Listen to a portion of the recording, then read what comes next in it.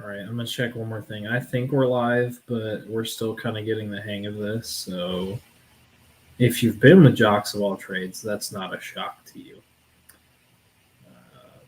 Yep, we're good.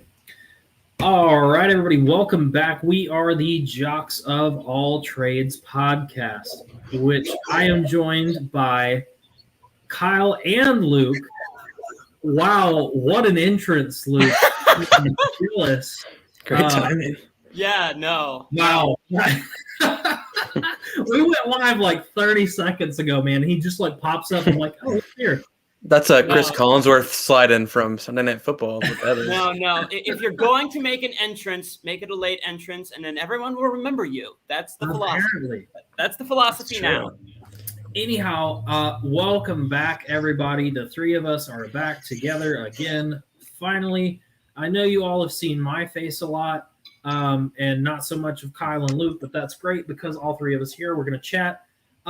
If you are familiar with the content that we put out last year, this is our base show. This is everything that we've done before, but now we have so much more time to do it because we spread out everything else. So with that being said, guys, let's take it away. We're going to start with the buzz, which is our random rumors, sports, weirdness, stuff that's going on. The first one, guys, this was weird, but I'm kind of pumped because I always liked him. Richard Sherman could go to the Bucks because Murphy Bunting was put on IR. Just simple question, shouldn't really take long. Would this improve the Bucks defense to repeat? Yes. Richard Sherman, I think, still has it. The Buccaneers need a corner. Their defense hasn't looked tremendously great, I don't think, in my opinion. I would say secondary is probably their weak point. We know their linebackers are good. Their pass rush is consistent, but secondary has been something that they've been struggling with. So I don't think it could hurt. So I think it'll help. Yeah, no. If you add someone like Richard Sherman to a hole that you have, it's like Murphy Bunting is a great corner. He's not a player to sneeze at, but if he's going to be gone for what they believe to be a long period of time, then bringing in someone like Richard Sherman would be really, really great. And especially if you're in win now mode, like Tampa Bay is, because, Tom Brady is 40 something years old. You're not going to have him for forever. You need to start spending the money to make sure you have all the pieces you need right when you need them. Right. Yeah, and they don't have much money left, so why not spend it on? Why Yeah. not spend it on someone that might help you win a Super Bowl? Because they're all in this year. If you didn't see anybody out there, literally like everyone got hurt Sunday and Monday. So many players got hurt. It seemed like every couple minutes I was getting a notification that someone went down. Carson Wentz sprained both his ankles, by the way, not just one, but both of his ankles. Tua got his ribs crushed. Andy Dalton got his knee hurt. And then Tyrod Taylor has a hamstring issue. So these four quarterbacks are all out, it would seem like. What's your guys' reaction to that? And how is that going to impact their teams? Honestly, you never like to see people go down with injuries. It's never something you like to see. And I wish all four of these guys, including Andy Dalton, the best. I hope they recover very, very quickly, and I hope they can be back and playing. But when there's a silver lining to every cloud in that you can get to maybe see some other guys get to play. And I'm really excited about potentially seeing Justin Fields with the Bears start to get some more playing time. So who are the backups to all these guys? I think Justin Fields is the backup to Andy Dalton on the Bears. Tyrod Taylor, who's his backup? Davis Mills. And then from Davis Mills. No, it's like you go a silver lining to every cloud. Really, Justin Fields is like, for Andy Dalton, he's the one quarterback that everyone knows about. And then some of these other teams, you're like, okay, who's next man up? But, if the Bears of all four of these teams are in the best case scenario, which is, if you're going to have someone hurt, have Justin Fields in the back. I'm not sold on. I'm not sold on that because he struggled against the Bengals when he came in. So I think if he's going to be that explosive player that just comes in, which is what I expect, if you're going to have that high of a pick come in and take over, he didn't look like it against Cincinnati. So I'm going to say over time, yeah, but this is what I was afraid of. Don't rush the Justin Fields thing. And now it's going to be rushed because who else is going to throw the ball? Foles? You're just going to lose more games. So yeah, I agree they are the big winners, but I don't think they're the big winners immediately. The team I actually think that's going to benefit the most, the fastest, is the Colts, actually, because Eason is not bad. Eason's got a good arm, pretty accurate.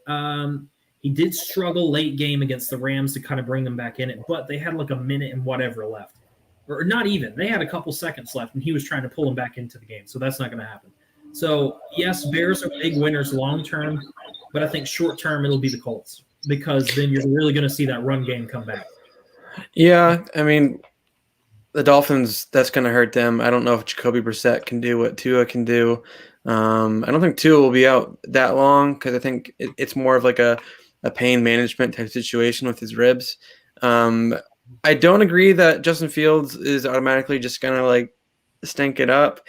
I think scheme's a big part of it.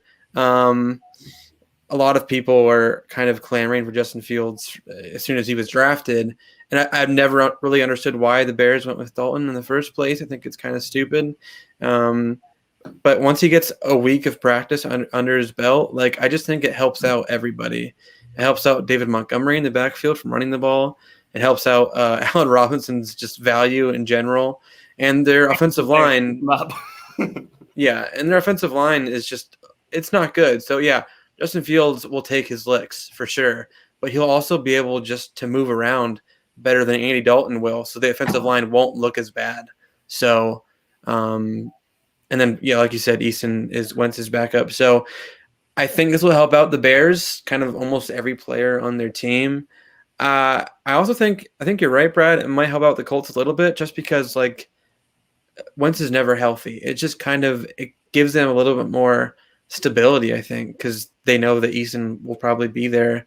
With Wentz, it seems like every other game he could be out. You just don't know. So with the Texans, I don't even know on them. Like they're clowns and they're crazy. The positive side is I think Tyrod Taylor is a rental. I think Davis Mills needs as much experience as possible because it is entirely possible he will be the franchise quarterback moving forward. So, but they're also will probably get the first overall pick. Oh, of course, yeah. and draft, I don't know. Show. Yeah, Spencer Rattler or whatever they do with Deshaun Watson, which is something I really don't even want to talk about because I'm tired of that too. But yeah. Go ahead. I was just going to say the Dolphins. Will Fuller came back for them. As we said, Jacoby Brissett is now their quarterback. What do you think of the Dolphins this season without Tua? Do you think they're kind of a contender? Because the division's a little bit weak with the Jets, the Patriots. Even though they are 2-0, they're still kind of like in rebuilding mode. I would say it's definitely hard to say. You never like to see your starting QB go down, and if it's going to be a longer recovery, then at this point you go, well, okay, so this season happened. Let's start maybe something better can happen next year. But again, like you said, weak division. I do though think the Patriots, Mac Jones is showing himself that he's doing better than I think what a lot of people expected, and he's got weapons. He's got a few weapons to throw to. So, could you repeat that? I'm sorry, I couldn't hear you the first time. He's doing better than what a lot of people expected. Now, here's the thing: a lot of people or y'all? I think a lot of people, because when you hear big names in the draft, you weren't big QBs. You weren't thinking of Mac Jones. Mac Jones was probably 4 on your list. Yeah, we know, Brad. Quiet. To be fair, I never thought he would stink. I just think the other guys' upsides are bigger. But Everyone but Trey Lance. I agree. Yeah, But that is true. But they might never reach that upside. Mac Jones, he'll never have the crazy arm talent or mobility or any of that. But look at Tom Brady. Does he have the biggest arm? I'm not comparing them because that's stupid for me to do, because Tom Brady's one of the best players of all time. But some things matter when you're a quarterback. Mobility, it doesn't always matter. The biggest arm, it doesn't always matter. It's about timing. It's about accuracy. It's about being smart. It's about being accountable, a leader. And if Mac Jones can continue in all of those, then he could be good. So yeah. Let me give you a simplified answer to that question then. My favorite part of the Dolphins was their defense. And then we watched the Bills smother that entire defense and do whatever they wanted. So, no, the Dolphins are not my favorite to run the table of that division. It would be the Bills first, the Patriots second, the Dolphins, and then the Jets. And guess what? The Eagles have the Dolphins' first-round pick. So even when Tua got hurt, I was like, oh, that stinks. But also, like the Eagles might get yeah, because you definitely weren't getting that other first with Wentz. Nope, because he's going to be out because he can't stay healthy. Speaking of another young rookie quarterback, Zach Wilson. Not sure if you saw that BYU alum just throw 4 interceptions in this last game. I did want to talk about rookie quarterbacks here for a little bit. Zach Wilson versus Trevor Lawrence. What do you guys think about their short career so far? How do you think they're doing? How did you perceive Zach Wilson's performance Sunday? Let me to look. Go ahead, Brad. I was going to say, let me ignite the fire quickly here. Right now, Zach Wilson is looking like the better pick of the two. You think? Yeah. Even with 4 interceptions? And he has more weapons, I think, than the Jaguars. Because here's the thing, though. If you look at who's a better fit and whose coach is utilizing them better, yes, he threw 4 picks. But it's against an okay Patriots defense. He's a rookie. Well, it's also Bill Belichick, so. And his whole thing at BYU was, if you watched him, sling the ball at all times at any cost. So he did exactly what he's supposed to do, which usually that's great. But he's got to learn to make stupid plays. Like just do the check down, do the slant. He's got to start looking for that. That is easier to put into a quarterback than getting Trevor Lawrence, who's experiencing the first losses of his entire career. And he's not taking it well. He is not taking it well. He looks bad, really bad. Especially, I shared it earlier. I don't know if y'all saw it on the page, but this is the first number 1 overall pick that has struggled the worst, but we're excusing it because it's the Jaguars. I think he's not gonna be a bust, but for right now, I would take Zach Wilson over Trevor Lawrence. Here's my issue. You have the Jets as an organization. And a while ago, you put Sam Darnold in that system. And Sam Darnold quickly became the laughingstock of QBs because it looked like he could do nothing right. Then they said, okay, let's get Sam Darnold out of there. Let's put Zach Wilson in. Zach Wilson just throws 4 picks. And now Sam Darnold is looking better. So I go, okay, how much of this? So I would be more on Brad's side than not and say, okay, how much of this is Zach Wilson's fault and how much of this is just the Jets being the Jets? I would put it on the Jets completely if they hadn't gone out and got a new head coach. Adam Gase is gone. Yeah, to be fair, Adam Gase he's out the window. I think that was Sam Darnold's issue, was Adam Gase. Zach Wilson with the Jets. Listen, I don't think they have more than Jaguars do, but it's still not a ton. I'm a bigger believer in Robert Saleh than I am Urban Meyer, and I will explain that later when we have our other segment. But I'm in agreement. Trevor Lawrence looks really bad. Yeah. I would tend to go with Zach Wilson's career trajectory. It's a little bit more right now, just because I believe in the Jets system rather than the Jaguars system, if that makes sense. Bingo. Yep, that's exactly where I'm at. Let's skip the next 3. Let's talk about those when we get to college football. Okay. And let's jump right into the NFL. So I can give you the scores real quick, and then we can pick out our like a couple games that were our favorites, what stuck out to you, etc. Maybe a prediction of that team, whatever. Washington football team beat the Giants 30-29. That was wild. Ravens beat the Chiefs 36-35. The first time in young Lamar's career that he has beaten the Chiefs. The Bears beat the Bengals 20-17. The Browns beat the Texans 31-21. The Rams outlasted the Colts 27-24. The Bills murdered the Dolphins 35-0. The Patriots beat the Jets 25-6. The Niners beat the Eagles in a heartbreaker 17-11. The Raiders beat the Steelers 26-17. The Panthers destroyed the Saints 26-7. The Broncos beat the Jags 23-13. The Cardinals eked by against the Vikings 34-33. The Buccaneers did exactly what we thought they would do to Atlanta, 48-25. The Cowboys with the surprising win against the Chargers, 20-17. Another surpriser, the Titans beating up on the Seahawks 33-30 in overtime, and the Packers coming back to their normal self in a 35-17 win over the Lions. Guys, pick one or two games. Give me your quick thoughts on them. What impressed you about the game? Favorite plays, something like that. Who wants to go first?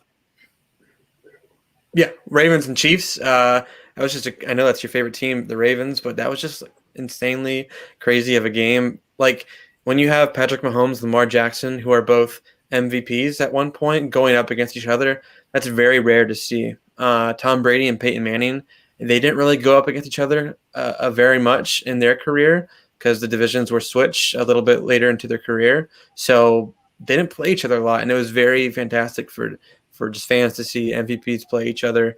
If you watched the game, you saw near the end, it was like 4th and 1, 4th and inches, and the Ravens have the ball. They could punt the ball back to Patrick Mahomes with about 50 seconds left, but instead John Harbaugh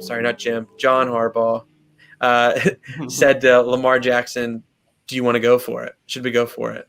And Lamar's like, yeah, heck yeah. So, like, they did. That's really ballsy. That was really cool to see a coach trusting his player like that. That was awesome to see. I'll talk about the 49ers versus the Eagles a little bit because I'm an Eagles fan. I can give a little bit more insight to it. They lost Brandon Graham for the year. That really stinks. Their guard, Brandon Brooks, they lost for a while. They came down to earth, partly because they played the Falcons in week 1. The Falcons might be one of the worst teams in the NFL. And the 49ers just have a really good defense, and they're still, I think, a threat in the NFC. Jimmy Garoppolo looked like crap, though, so we might want to monitor that situation with Trey Lance. But Jalen Hurts came back down to earth, and the Eagles' defense did look very good, though, so I think that might be a stock up on the Eagles' defense. But the first-year head coach, Nick Sirianni, didn't really call a very good game at all, so it was tough to watch as an Eagles fan. It was very, very boring, so... Yeah, those are my thoughts. Yeah, exactly. The games I'd like to bring up are the Washington football team versus the Giants. It was by no means the best played game, but it was entertaining. Just to watch these two. The main takeaway, I think, from this is if you take away Saquon Barkley's biggest run in that game, he did not look good at all. He's still looking. There's not either the O-line is that bad, but even before it was bad before, and he was still putting up big numbers. It just looks like he needs a little bit more time, I think, to fully get that leg underneath him. And he doesn't trust his leg yet. He doesn't trust his leg right now. No, he's running careful. He's not running carefree and, let me at him, let me eat. He's let me eat, but let me make sure my leg's okay. And when you have that kind of mentality, it's hard to put up the numbers like you were. And again, outside of one run, I think that entire game, he was not averaging good yardage at all. So I'm hoping the best for Saquon. I hope that he returns to his old form, but he did not look like old form Saquon on Thursday night. And then speaking of coming back to old form, Packers versus Lions. The talk of the week last week was what happened to Aaron Rodgers. What's wrong with Aaron Rodgers? He talked a bunch of crap during the offseason, and now he plays like crap in the first game. Well, what's going on? He calmed a bunch of those fears with his performance last night, Monday night. What I was impressed to see was Jared Goff didn't look horrible. He actually looked like, okay, he's doing okay. He wasn't able to pull out the win, but he didn't do awful. And so I look at that and I go, that is some upside for the Lions, for this Detroit team. So those are my takeaways. Yeah, it is still the Lions. So it is still the Lions, yes. They need a defense. They need a defense. Badly. I don't care as long as he throws to TJ Hawkinson. I'm cool. But he doesn't look as bad as I thought he would be, for sure. No. He looks really good. So the shocker of the week was watching the Saints do absolutely nothing against the Panthers. Was that a shocker, though? Jameis Winston? Yeah. Kamara, Winston, they absolutely walked over Green Bay the week before. You'd think that maybe something like that would continue, but it seems just to be a flash in the pan at this point. Jameis looked like he did a couple years ago. Sam Darnold, though, that's why I wanted to talk about this. What a hot start for the young guy. I'm telling you, the Adam Gase effect is real and still working. Like, I like him a lot. I really do. I don't know why. And the Joe Brady effect is working for him, too. Oh, yeah. Look at what Joe – I mean, we're now kind of getting into college, but look what Joe Brady did with Joe Burrow in 2019. Yep. Like, he's doing some wonders with the Saints. You have to give that respect. I'm sorry. Anyhow, crown him king, give him his throne. Titans Seahawks, holy crap. Like, is there a human being on the earth that can stop Derrick Henry? Not when he's running forwards. Nope. They feed him. He rumbled. I loved it. Sucks if you're part of the Seahawks defense, because how do you stop that? But anyhow, those are my two games. Really impressed with kind of the versatility of the Panthers and the Titans for sticking it out against a tough opponent on the road. I will say one slight comment while we're wrapping up NFL before we move on. Guys, they really need to stop these freaking taunting charges. The NFL stands for no fun league right now. It's I love it. It's bad. It's bad. It's very bad. We'll talk about that some other time. If it keeps getting worse, I swear we'll talk about it.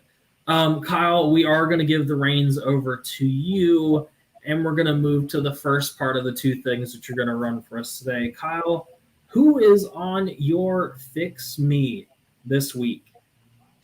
Well, if you listen to our podcast in the past, we have a segment called Fix Me, and that's I'm giving you a team that I need to fix, that we need to fix. But I'm going to add this. It's our hot take of the week, and it's called Spicy Meatball Take. So it's 2-1. We need to fix the Jacksonville Jaguars, and we never should have hired Urban Meyer to do it. It was just insanely stupid. I think Urban Meyer is an excellent recruiter in college. He always showed that. He's an excellent, I think, leader in the college form. But we've seen excellent college coaches go to the NFL and fail, i.e. Chip Kelly. Nick Saban sucked in the NFL, and I think Urban Meyer is going to be the same exact thing. Listen, Urban Meyer was a good coach in college, but at a certain point, he would always end his time there. Why would you get a coach that would just leave the program? He left Ohio State. He left Florida. He left Utah. He's going to leave the Jaguar. I mean, he's already in talks for the USC head coaching position, and he didn't give a very good committal to the Jacksonville Jaguars. Then he goes out and gets Darrell Bevell as his offensive coordinator, who worked with Russell Wilson over the years. Darrell Bevell is not a spread type of coordinator. Like, that's what Urban Meyer wants to run. Couple that with the comments he made about players being vaccinated versus not being vaccinated, and that was a decision maker on his final 53-man roster. Insanely stupid. So many people disagreed with it. It's just, no, people put the best 53 on their roster, and he decided, oh, well, if you're not vaccinated, then you might not be on the team, and that's just horrible. And literally almost everyone in the NFL disagreed with. That's why their tight ends suck. Yeah, it's just – and then apparently he was irate after the first game at his team that they lost. I'm like, dude, you're with the Jacksonville Jaguars. This is the hardest team maybe in NFL history to make good. They got one good year with Blake Bortles and an elite defense, and that was it. They crapped out. Blake Bortles sucks. He's like a third stringer now. You have to have patience. You have to stay there for longer than 4 years to build this team. Trevor Lawrence doesn't have anything around him. Also, in the preseason, you split reps in between Trevor Lawrence and Gardner Minshew. First team reps, 50-50 for both those guys. Then you traded Gardner Minshew to the Philadelphia Eagles after the preseason. So if you were never going to keep Gardner Minshew, why'd you give them both equal amount of snaps in the preseason when that could have went solely to Trevor Lawrence to help his development? It's just stupid decision after stupid decision. I think he's out of his depths, as is the owner of the Jacksonville Jaguars. I don't think he's very smart either. I think that this is going to hurt Trevor Lawrence's career. While I don't think Trevor Lawrence is a bad quarterback, I think when we look back on it in 10 years, he will be a bust, not because of himself, but because of the situation that he's in. And that's my take. If I can add one thing to that, I think the thing that irritated me the most about right after you, Brad. I think the thing that irritated me the most about Urban was you're so used to recruiting. Did you hear how disappointed he was with free agency? Like, you can't just expect people to walk to the Jaguars and say, yeah, I want to play for you. And the NFL is everybody's good. It's not college where you get the best recruits and you play a rinky-dink team school like Akron or Mercer. Right. Everybody in the NFL is good. What's worse is they didn't give him anybody. He's got Marvin Jones and Chenault, and Chenault's only a second-year player. He's got nobody to throw to. They're taking the ball away from James Robinson, the dude that did the best out of the entire Jags team. Like, Urban has zero brain cells at this point. I don't understand. I don't get it. Yeah, here's the thing, and I'm going to echo what Kyle said before. If just because you are good, great, and I think you could very easily call Urban one of the great college coaches, considering how many championships he's won. Just because you're a great college coach does not mean you're going to be a good NFL coach. And I would also posit the opposite. Just because you're a great NFL coach doesn't mean you'll be a great college coach. We have Jim Harbaugh as evidence of that. Took a team to the Super Bowl and then comes to Michigan and really hasn't done anything.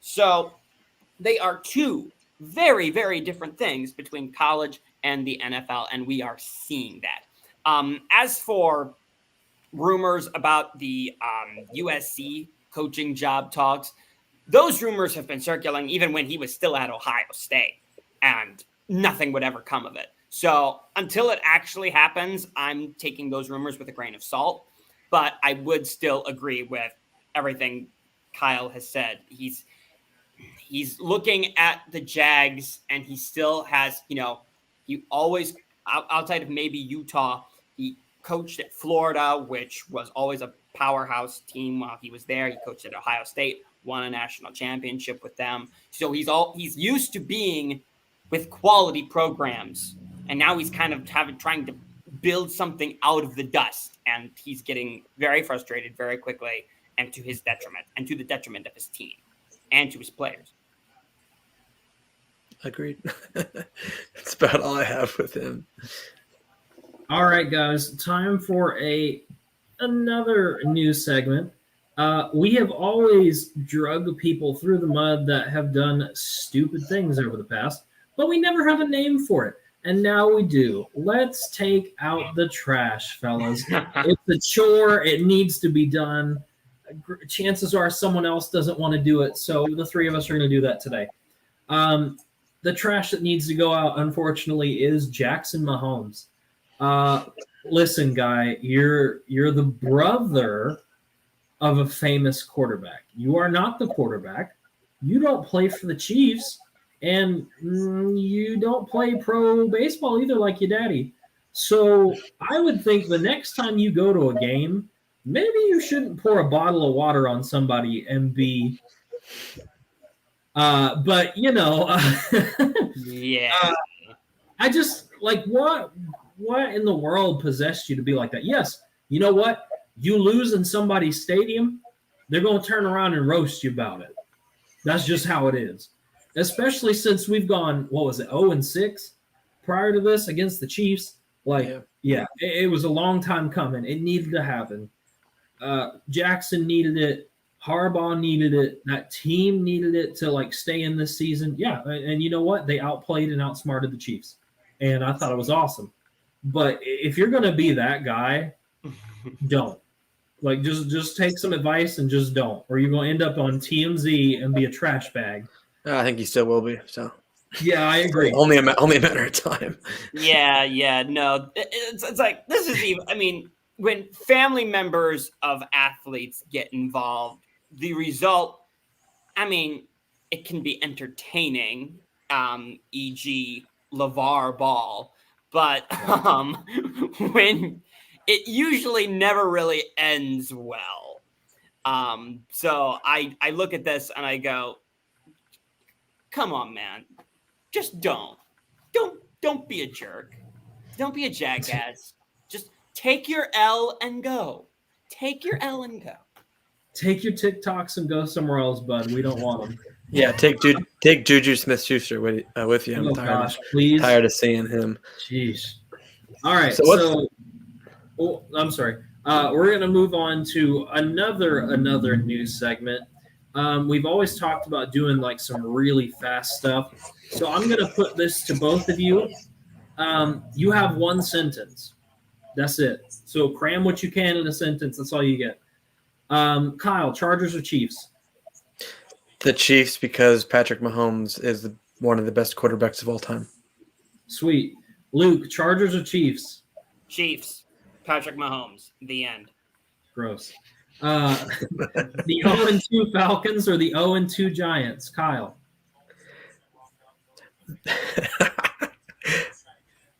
I have no idea because both these teams suck. There's your sentence. That was it. 0-2 Falcons or 0-2 Giants, Luke?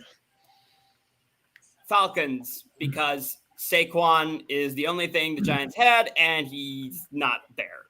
Run on, but I'll take it. It was one sentence. Commas. I know. Rams or Bucks, Kyle? Buccaneers, because Tom Brady still has all of his toys. Creepy, but I like it. Rams or Bucks, Luke? Bucks, because you have to say it, Tom Brady's the GOAT. Kyle, if by toys you're referencing him kissing his younger son. No. I mean Chris Godwin. I mean Mike Evans, Gronk, Antonio Brown, Ronald Jones, all those guys. Yeah. Hang on, give me 1 second. It is insane, actually. It's like how many weapons Tom Brady has. He has Antonio Brown. He has Chris Godwin. He has Mike Evans. It's like, and then Gronk, you cover one of these guys, and he's just going to light it up with the rest of them. That's what happened the last game. It's like they said, okay, we're going to eeny, meeny, miny, mo, we're going to cover Antonio Brown. And then he lights it up with Godwin and Evans and the rest of them. And they're like, well, and there's nothing we can do at this point. I agree. No! Tell me we are not pulling up images of what I think you're pulling up. Everybody has to understand. Suffer with me. Oh, no. Oh, no. Oh, my gosh. All right, we're good. Okay. Next we have college. Next we have college football to distract ourselves from Tom Brady, because Because college football is a thing now, everybody, and there are fans back in the stadiums, and it's given us juice. So let's look at the top 10 rundown here. Alabama squeaked out a win against Florida. That was a good game. They're at number 1. Georgia at number 2 dominated South Carolina. Oregon, number 3, played Stony Brook and killed them. Who's Stony Brook? Number 4, Oklahoma barely beat a really horrible Nebraska team. That's surprising. 23-16. Not sure about Oklahoma. Iowa beat Kent State. They're at number 5. Penn State won a close one at Auburn. That was awesome to be there at the whiteout. That was a great game. 7, Texas A&M beat New Mexico 34-0. Cincinnati beats Indiana 38-24. They're at number 8.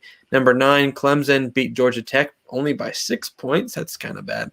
And then number 10, Ohio State beat Toledo 41-20. Does any of these games stick out to you guys? What do you think about what happened Saturday? If I may, I know we'll give Brad his chance to talk, but right now, I look at the. Don't talk about Clemson. It's coming up. Yeah, exactly. I mean, we can also give. Brad can also give his opinion on Alabama, but there is bias there. So coming from someone who's a little less, Alabama still looks very, very good. But if this game did anything, it gave a blueprint of what you need to do if you're even going to compete. And I want to give kudos to Florida, to the Gators, for playing as well as they did in the second half to come back from down 21-3, I think it was at some point, to come back. I mean, yes, you still lost, but you played against a team that everyone thinks right now is just going to roll to another championship, and you played them well. And so I want to give kudos to that. And I go, you know what? Maybe somewhere out there is a team that can roll with the tide. And thank you, Brad. Thank you. Exactly. Executing it is another story, but they were a field goal away from executing it. Just saying. So I was impressed with what Florida did. I'll say this. Alabama, I will not bet against them till they deserve to be bet against. Georgia looked really good. I'm a big believer in their quarterback. Oregon, not quite sold on them, not quite sold on Iowa or really Cincinnati. Listen, some of these teams from last year's COVID season, they were ranked higher this year. It was just a very weird year last year, and I think we should throw all of it away. So yes, throw all of it away. Except for Alabama. Yeah, Brad, you can have your championship, sure, whatever. Just last year was just so weird. Championship, Alabama. Yeah. It was just so weird that I think we should throw it all away. Ohio State, I know people are upset about Ohio State being at number 10, but listen, you'll get your chance to go up again once you play, teams that aren't Toledo. No, that's not making fun of them. I'm just saying, like, I will say this as a Buckeye fan: we deserve to be down there. I don't know. I don't know. Neighbors with Clemson and how they're doing is definitely a story. But no, it's like the offense doesn't look like it knows what it's doing, and the defense is just in shambles, basically. So yeah, it is. It is. Yeah, so I even as a Buckeye fan, I look at that and I go, you get what you get. Yeah, and you'll get your chance to prove it once you play Michigan, who looks good this year. Once you play Penn State, who's at number 6, like, it's going to happen. Like, the cream will rise to the top in the Big Ten. It's just, like, to me, having Oklahoma at number 4 is just, like, so annoying because, like, I don't think they're that good. I really don't.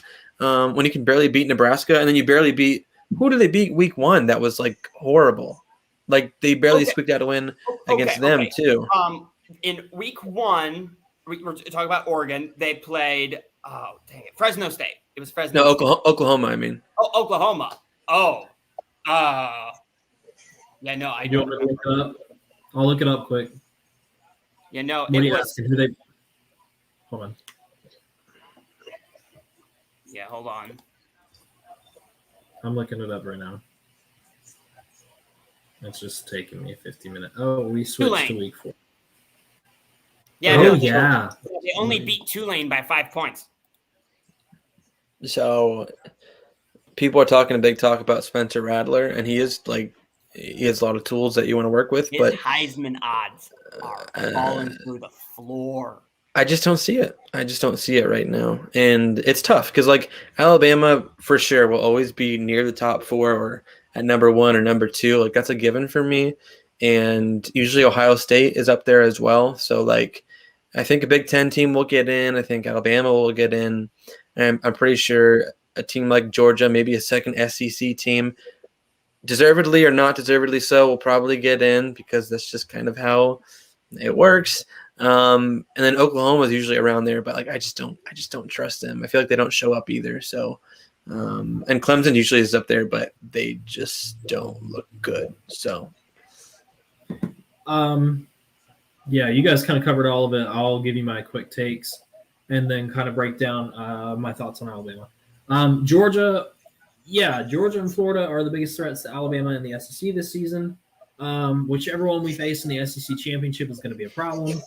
I think I would rather have Florida though, because when was the last time Florida beat us? You know what I mean? Like, I'm not really super scared of Florida. I will say, and I've seen this happen in the Big Ten. It is extremely hard in college football to beat a good college team twice in one season. It is extremely difficult. I saw Ohio State, when they were still good 1 or 2 years ago, absolutely roll over Wisconsin in the regular season and then have problems with that team in the Big Ten championship when we played them a second time. Yeah. So if you end up playing Florida again, there's something to watch for. Yeah, I'm not convinced, because if we went in the swamp and we walked away with it, I'm not as sold that we're going to struggle again on the road. Like, that's why I'm like, if it was at home that we played Florida and we struggled like that, yeah, I would give that to you and say, man, we're going to struggle playing them away, but I'm not worried about it. Oklahoma shouldn't even be in the top 10. I'm sorry. You can't take Tulane to like 5 freaking points and then almost not beat Nebraska. Y'all can't be there. Y'all pretenders. Bye. Iowa, I'm never sold on Iowa. They never have a good quarterback. Their defense is always solid, but like they always hit the nail on the head, Kyle. You're like right there. Hit the nail on the head. What's the other problem with Iowa? They fall apart in big situations every time. I can't trust Iowa. I really can't trust them either. I do think though, if you're looking at this list, this isn't a bias for me, but like maybe Nebraska like is a little bit better than we think because it's a Big Ten team versus, we got the Big 12. I mean, maybe Iowa is a little bit better than we think. But, I mean? It's just like people have biases about different conferences, and maybe like they just play better football. So I'm not saying Big Ten's the best conference. I'm not saying SEC is the best conference, but I'm saying like maybe we're giving some of these teams just a little, too much flack, but like maybe they're better than what we think because football is played a little bit differently and a little bit tougher in some of these conferences. So let me round these out. A&M, I don't think A&M should be there either. Man, I'm really trying to remember who they struggled against. Was it Colorado that they like barely beat? Like it was somebody they beat like 7-3. It was bad. Cincinnati, I so desperately want to be on like a anti-big conference person in the playoffs. But that would have been Boise State in the early 2000s. I haven't seen anybody that plays like that Boise State team since, with the exception of like 1 year from UCF. So I'm not buying it. Clemson, it's about time. It's about time. Y'all have been cruising through the ACC pretending you play hard games, and now the entirety of the ACC is falling apart. So about time. Ohio State, if you could get your defense together, you could be up there. But I'll tell you what, the story of that Toledo game was not told in the final score. No, it was not. I think they were only up by, 7 at some point? Yeah, no, it was. I was watching bad. the game and I was looking at it. I'm going, "You've got to be kidding!" It was bad. No, it was not good. But I will say this. I also will say this. I did see some different things happen defensively. So they're at least trying to toy with the defensive scheme, which I think is the main problem. And then on the offensive end of the ball, even in the week 1, I was seeing CJ Stroud trying to get something out of his shoulder. And now all of a sudden we're hearing about a potential shoulder injury for CJ Stroud. Don't worry. They have like 17 other 5-star quarterbacks on the team. What I don't understand is why Ryan Day isn't playing any of them right now. Even when you were up by 2 touchdowns even to Toledo. It's like, okay, you have some of these names. You can put in Kyle McCord. You can put in Jack Miller. Heck, you could even put in Quinn Ewers if you wanted to. Let me go ahead and cap real quick so we can keep moving. Okay. So that being said, I do have to touch on Alabama. I will say once again, our offense, you can't stop our offense. But our defense, it has been the same problem for the past 5 years, 6 years. If you can run on us, if it's a mobile quarterback, option offense, if you can run on us, you can beat us. It's really not a surprise. It's not. Like, that's how you beat us. But the fact that we hung in there and beat them with our, like, first-year quarterback, basically, I like that. I feel good. Did you want to but it could happen. I will say they're beatable. Did you want to close with baller, just so we get everything in here? Yeah, let me slide through these real quick because I do want to introduce them. I'll probably do 2 of them instead of 3.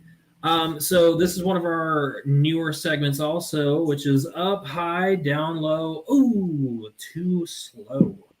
Tell you what, guys, I loved the beef between UCLA and LSU week 1.